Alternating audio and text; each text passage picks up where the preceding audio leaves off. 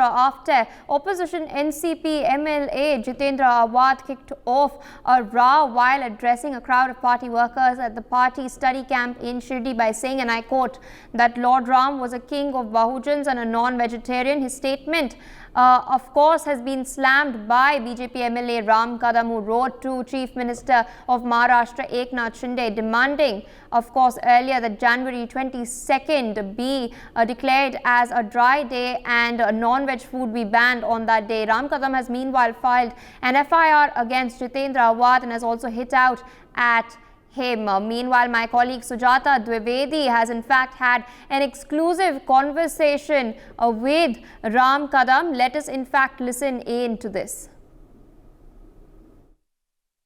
राम मंदिर पर लगातार राजनीति अब शुरू हो चुकी है। पहले दिग्विजय सिंह, फिर उद्धव ठाकरे, फिर राम मंदिर को लेकर लगातार राजनीति अब जोरदार तरीके से शुरू हो चुकी है। एक तरफ राम मंदिर का उद्घाटन, वही दूसरी तरफ अब एक तरफ उद्धव ठाकरे, दिग्विजय सिंह और अब जो है जितेंद्र आव्हाड द्वारा विवादित बयान दिया गया है श्री रामचंद्र को लेकर। और यहाँ पर घाटकोपर में जो है एक मोर्चा निकाला गया है और साथ ही FIR की मांग के साथ यहाँ पर भाजपा के जो है प्रवक्ता और विधायक राम कदम आए हुए हैं। सर, आप लोग आए हैं, पहले दिग्विजय सिंह, उद्धव ठाकरे, अब जितेंद्र आव्हाड, लगातार विवादित बयान दिया जा रहा है। बीजेपी को टारगेट ना करते हुए सीधा रामचंद्र जी को टारगेट किया जा रहा है, क्या कहेंगे? ये घमंडी अलायंस की सोची समझी ओछी राजनीति है कि हिंदू समाज की भावनाओं को आहत करो और किसी एक संप्रदाय को खुश करो। क्या कह रहे आव्हाड? कह रहे भगवान राम मांसाहार? क्या किसी देवी देवताओं के मंदिर में मांसाहार का भोग चढ़ते हुए आपने देखा है? क्या नवरात्रि हो या गणपति हो या अपने घर में कोई धार्मिक विधि विधान हो या कोई पूजा अर्चना हो, मांसाहार खाने वाले घर में भी उस दिन मांसाहार नहीं बनता। इतना ही नहीं, स्पष्टीकरण दिया गया है, एनसीपी उसमें बोलती है कि वो उनके राम है। अगर वो ये बोल रहे हैं जितेंद्र आव्हाड कि राम मांसाहारी खाते थे वनवास में रह के, तो वो उनके राम है, इससे आपको क्या दिक्कत? वही मैं कह रहा हूँ कि इनके राम उनके राम नहीं हो सकते। राम तो एक ही है। ये कौन सी दोगली बातें कर रहे हैं, बचकानी बातें कर रहे हैं? ये सारी बेहुदी बातें हैं। किसी मंदिर के भीतर जाते समय भी लोग, अगर मांसाहार किया है किसी ने तो मंदिर के भीतर नहीं जाता। ये जानते हो कि वनवास काल में प्रभु राम ने, हमारे भगवान ने कंदमूल और फल खाए थे, पर ये जानने के बाद भी जानबूझ करके उनकी छवि धूमिल करना, हिंदुओं की भावनाओं का आहत करना, कारण केवल और केवल इतना है।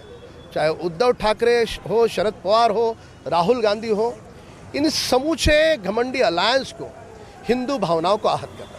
जी, इंडिया अलायंस की आप बात कर रहे हैं, जिसे आप घमंडी अलायंस के तौर पर रेफर कर रहे हैं, इस पे उद्धव ठाकरे ने कहा है कि कांग्रेस की आत्मा में राम बसते हैं। तो ऐसे में अगर उन्हें इन्विटेशन नहीं दिया जा रहा, बाला साहेब ठाकरे की शिवसेना को इन्विटेशन नहीं दिया, कितने हद तक गलत लग रहा है?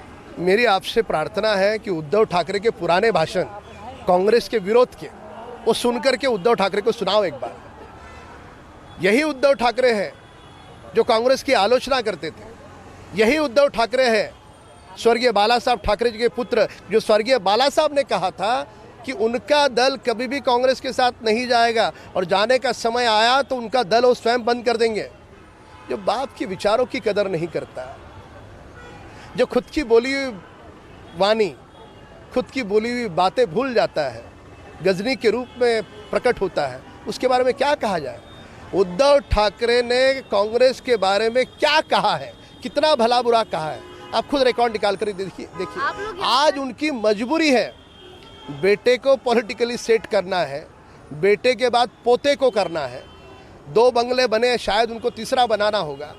तो परिवार को बचाने के लिए इस प्रकार की बातें बोलना उनकी राजनीतिक आवश्यकता हो सकती है, पर वो हिंदुत्व से दूर जा चुके हैं। सर, राजनीतिक आवश्यकता की बात की आपने, यहाँ पर लगातार आप लोग भी आकर जो है आप लोग की तरफ से मोर्चा निकाला गया है, क्या कुछ मांग है आपकी इस विवादित बयान पर? बेहुदा बयान दिया, उनकी गिरफ्तारी हो, उनके ऊपर FIR दर्ज हो, ये हमारी मांग है और जरूर उनकी गिरफ्तारी होगी। बिल्कुल, तो देखिए यहाँ पर जो है किस प्रकार मोर्चा निकाला गया है बीजेपी के तमाम कार्यकर्ताओं द्वारा और नेताओं द्वारा, ये मांग करते हुए कि जितेंद्र आवाड़ के द्वारा जो बयान दिया गया है, राम जी वनवास के समय मांसाहारी थे और ऐसे में जो कुछ पत्र लिखा गया था राम कदम द्वारा मुख्यमंत्री को कि 22 जनवरी के दिन जो है मुंबई में, साथ ही पूरे महाराष्ट्र में जो है मांसाहारी और साथ ही जो नशीली पदार्थ है उनका सेवन पूरे राज्य में बंद किया जाए, जिसके बाद से एनसीपी द्वारा इस प्रकार विवादित बयान आता है और अब बीजेपी की प्रतिक्रिया इस पर जो है एफआईआर की मांग के जरिए की जा रही है। कैमरा पर्सन विनोद गुप्ता के साथ Sujata Dwivedi, India news, Mumbai. For more such videos, subscribe to the NewsX YouTube channel, hit the bell icon.